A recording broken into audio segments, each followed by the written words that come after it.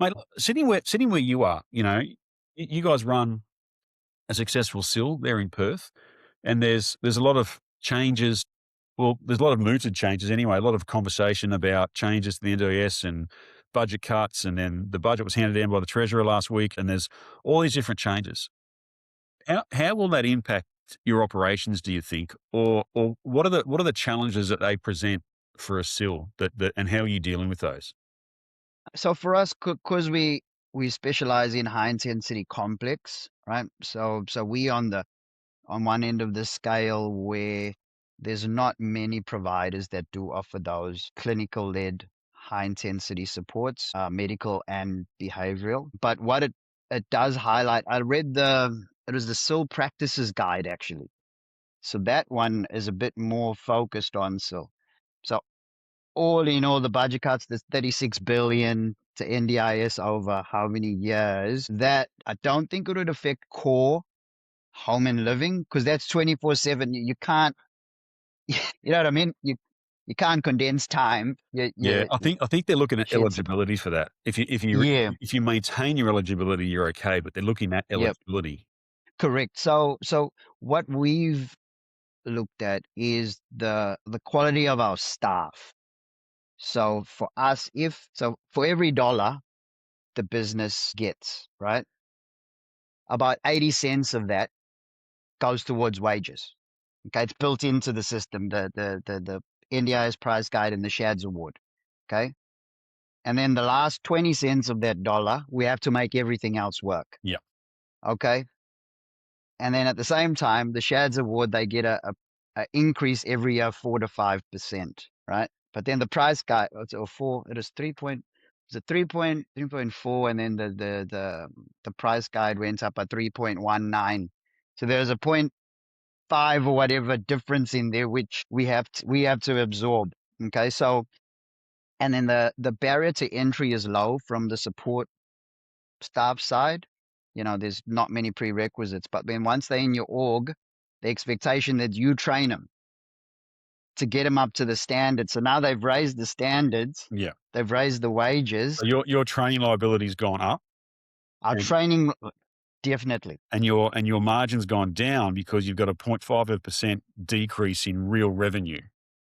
Correct. So now we have to raise that bar to entry because there's a cert 3 in disability, but there's no high intensity. Yeah. Cert 4, one of my good partners, Caroline Yates from SN Training, she's working on putting something together for that high intensity training space, setting the standard, setting the bar, Right. and then having that as a prerequisite. If you want to come into our org, this is what we expect as a prerequisite prior to, Fair because enough. I mean, it's that's not uncommon to have like a minimum standard before you join an organisation. If you're wanting a job as an accountant, you really need an accountancy degree. correct. Yeah. If you're wanting to Because job in it, in yeah, because in supports, I complex mean, the skill, you starting need. wage Yeah. as a casual is about $38 an hour, which is, really, really good.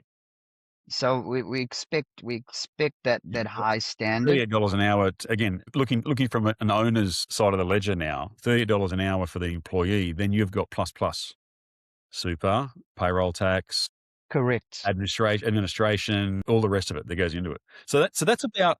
I just ran that number like a 0.5% differential between the SHADS award increase and the price guide increase. That's about a 15% reduction in real revenue to you. And you're already working on a Exactly right. 20%. You've got 20% to cover all of your costs, right? All of your compliance costs for the business, your back of house staff and admin. That's Correct. just because you've got your workers out in the field working hands-on as core supports. But you've got people back at house, you still need to pay their wages because their wages are not covered Correct. in the bill for the core supports. And now the training aspect is going to increase even more. So we do all our training in house, and then we use a platform called NGO that has the theory modules, and then our nurses do the practical Yeah. assessments on the floor. So You're so also so you're those also limited. hours, You can only invoice the NDIS. You can't invoice the participant anymore. You can't invoice the family. correct. The only person you can invoice, or the only organisation you can invoice is the NDIS, and they've got limits as to how much you can invoice. That's it. Yeah, As much as you can invoice. that's it. Yep. And All there's right. no Yeah. NDIS universities. Correct. There's no NDIS support worker university that they have to go to first to then go into the Yeah. workforce. Yep. Look, So I hope you're getting this, guys. These are some of the challenges that SIL is facing right now, and it's not correct. the And same as SDA, mate. Look, yeah, with SDA, we do have the benefit we can adjust our commissions because we're being paid by the landlord. They get paid. All of the SDA goes through our account into their account, less whatever commission that we negotiate or that we charge.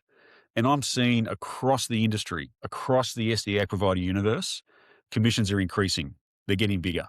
As recently as maybe 18 months ago, there was some not-for-profit SDA providers only charging 4 or 6%. They're now at 12 or 15% because not-for-profit doesn't exist. You've got to make profit, and they've worked that out. I've seen providers that were charging 10% now out of business. I've seen another very big not-for-profit now charging 15%. And normal commercial for-profit SDA providers are now looking to revise their commissions because everyone needs a wage increase, cost of living, compliance costs are going up, the cost of doing business gets more and more. Everything is more expensive, and the SDA price guide increases by CPI, but every other expense doesn't increase in line with that. It's it's unreal. yeah, yeah. But that's the industry we in, And I suppose the advice for sole providers is just diversify. Don't have one lane. Have a couple that dovetail in what you do already. Okay, so if there's another industry that does have the Shads Award as well, yep. So then st- try just diversify Age advice. as So where have you diversified into outside NDIS? so as I said, Insurance Commission of Western Australia, ICWA, and I'm sure On the east in Queensland, on it's the called East Coast, Miss Q. Yeah, Miss Q in yeah, Queensland. Yeah, yeah, correct. And then it's understanding those numbers and having those hard conversations on the NDIS side specifically, because the risks I, I'd say as a SDA provider, you have your mortgage outgoings and then your maintenance cost. Yeah. So, for example, what on $1 million build, if I assume a 5% interest only mortgage, it'll be about 52K for the year, right? So that's your vacancy cost. If you have nobody in there, and you can't charge the minimum rental contribution or insurance is maximum five rental. grand. Rates is Ins- another 5 grand. So maintenance, keeping the lawns mowed isn't thousand. So you're looking Yeah, at more like about 60 grand to sit there and do nothing, 60, right? yeah, 60 grand, correct, over the course of 12 months. Now, as a sole provider, and this has happened to us, right? So I'm speaking from experience.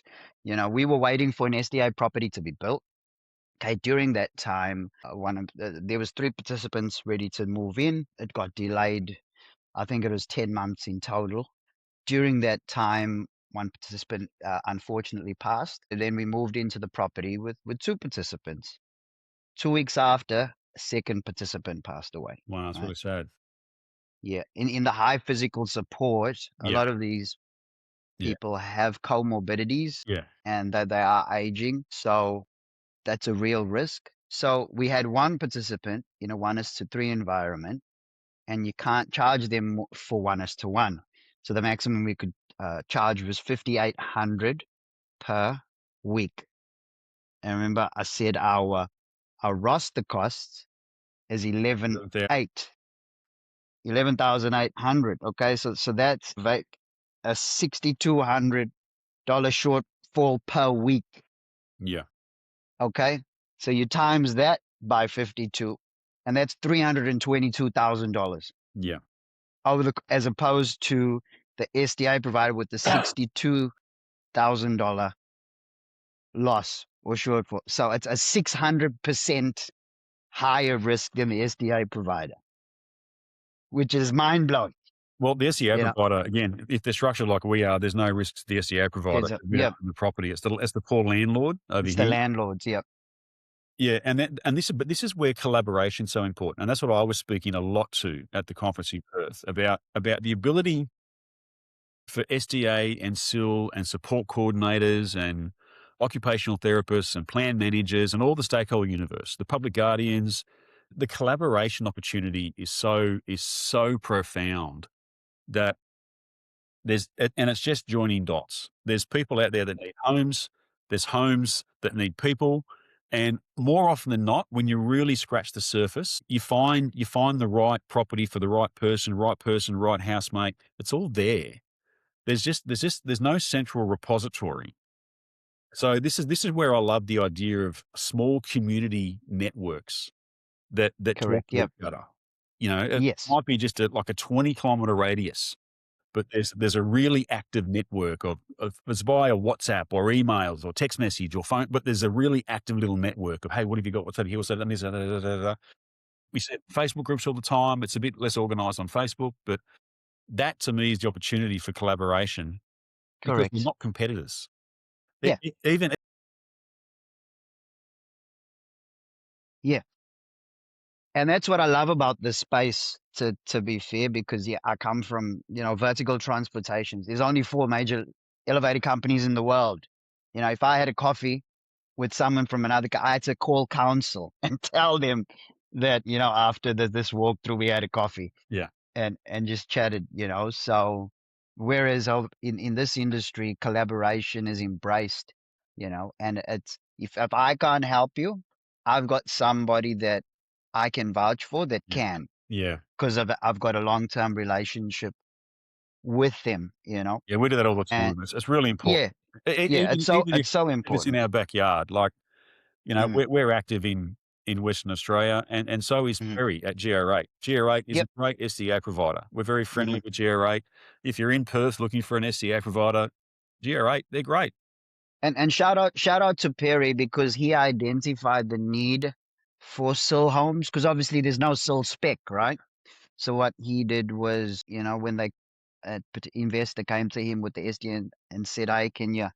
He's like, "Well, it's not in the right location, bro. Well, we can use it for sill, Yeah, you know." So he started that. He started that as well, you know, informing the investors or the owners or he's a very developers. fair-minded bloke, Perry. I get on well with Correct. him. He's good. Yeah. So that goes a long way. And then you touched on community. All right. So that's something else I've focused on a lot this year, because so from an org, you've got to ad spend, right?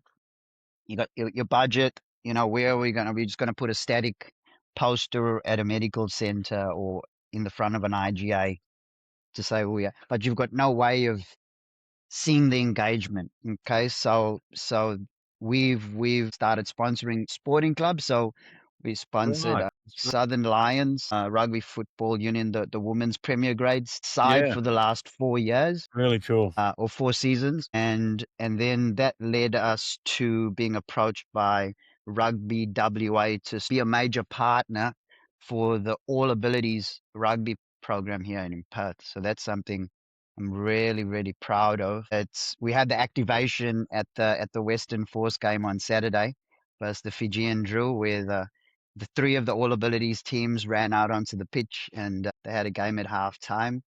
You know, just engaging with that community and giving options to people with disabilities. So I've got four sons, right? And you know, they all started playing Oz Kick from school, because Oz Kick does a very good job of getting them early, because all their mates are I think. playing it. And then, one wanted to play basketball, the other wanted to play rugby. So we we let them go from AFL to basketball and rugby. And then at rugby, I was like, you can play for any team as long as the Southern Lions, because I I As played long for as it's them. this one. My brother played over 200 games for them. And when I used to drop him off at training, the All Abilities team were there. So they were the first team at the All Abilities Rugby Union side. And David, I just started crying, because it is so beautiful to see someone who's lost their vision running with the rugby ball, holding on to the support worker's shoulder, and then hitting up the crash bags. Every single time, it's just powerful. And no matter how bad my day was, I'm like, mate, he can't even see. And, he's getting out there. It's cold. It's winter. Rugby's a winter sport, and he's having a crack. So as soon as I felt that, I said, no, I want to be involved in this. And eventually the opportunity came to be part of of this movement. And you have to give them options. As I said, like my sons, they play basketball, cricket, AFL, all these things. So a person with a disability might not want to play AFL. They might not want to play basketball. Well, have you considered rugby? Well, rugby was never consideration, but now it is. Yeah. So there's another option, Right. and then you have group And look, how activities. cathartic, because sometimes you just wanna run into a bag to feel better, right? Mm, And if you're visually impaired, no one's giving you the chance to run into a bag and hit something, yeah, right? yeah, How yeah, how great is that? What yeah. a So leveler. we're sponsoring the Tackle Smart program that they're rolling out. So you wear your headgear, and there's various colors. Okay, so if you have red headgear on, you can't be tackled. If you have yellow headgear on, it's a bear hug, and then black headgear, full contact. So you can get it. You get right in there. So you can get right in there, mate. And on the weekend, it was wonderful because there was support workers playing with them as well. Just passing the ball on in It's so within the game. important just to that kind of stuff's so important because each and every one of us, even if, I'm an able-bodied bloke, you're an able-bodied bloke, but it's each and every one of us, we're closer than we think to requiring help. We're one accident away from a TBI or from losing our sight or a permanent lifelong disability. A friend of mine, I don't talk about it much on these podcasts, but I was in the army for a long time, and I was in Afghanistan a few times, and a friend of mine got a significant traumatic brain injury in a helicopter crash over there, and he went from this really vibrant, strong, world at his feet guy to spending some quite a long time in a coma and to come out and then deal with the TBI and sort of and then watch him rebuild his strength and vitalness and in the face of it, do it all was really inspiring. But there's still things now that he needs support with. That's just how TBI works. Correct. Yeah. Yeah. And each and every one of us are closer than we think to that Exactly. outcome. So Exactly right. And we do Department of Veterans Affairs as well. Sorry, I forgot. So yeah, those yeah, different yeah. those different lanes I was talking about, because it dovetails of what you already do. That supports. Because I suppose it's a misconception with most providers is they say I'm an NDIS provider. It's like no, no, you're not. You're a community support provider. That's right. Okay, a doctor doesn't say I'm a Medicare provider. That's Now, right. Medicare pays the bills, the NDIS pays the bills, Yeah, but you are that's like a doc what you're a what do we doctor. do? We're disability housing solutions. We're not Correct. disability specialist disability accommodation solutions, right? We're disability housing Yeah, solutions. Yeah, yeah. So that you mustn't lose track of that. Your community support provider. yeah, And then within the community, there's various buckets. Insurance Commission of Western Australia. There's NDIS. There's Department of Veterans Affairs. So there's many different avenues for providers to fill a need. And you're right. It can happen in a second. As I said, that the participant that I found their property for, they were riding their motorbike around a roundabout and slipped off and became paralyzed. So it happens that quick. And the public perception about community support providers is being treated like a political football at the moment, but the work our staff do is invaluable because you never know when you might need it. Same thing with aged care. You never know when you might need it. And it takes a very special person to be able to manage that and then still go home and and interact with their all families people at after work. what they've Yeah, seen. You yeah, know what I mean? It's really does. Well, Ray, would you believe that's been about 50 minutes? I'm gonna chop this one in half this episode and I'll put 2 out, but this has been such a really good and fairly wide-ranging conversation, mate. I'll have to do it again in the future and just especially as things change and update just to keep touching base. I think you've got a really great perspective on the challenges of SIL. You've got a great mind about how to have your business be healthy and functional, and you've got some background that's not from disability. So you're bringing a slightly different perspective to all of it and bringing it together. But you're clearly a human being that cares about human beings, and I think that's what it takes. That's where the grand level. If you start there, then work the rest up. I think it's brilliant, mate. Thank you so much for the chat. Really, really great. no worries, David. Much appreciated. All right. Yeah.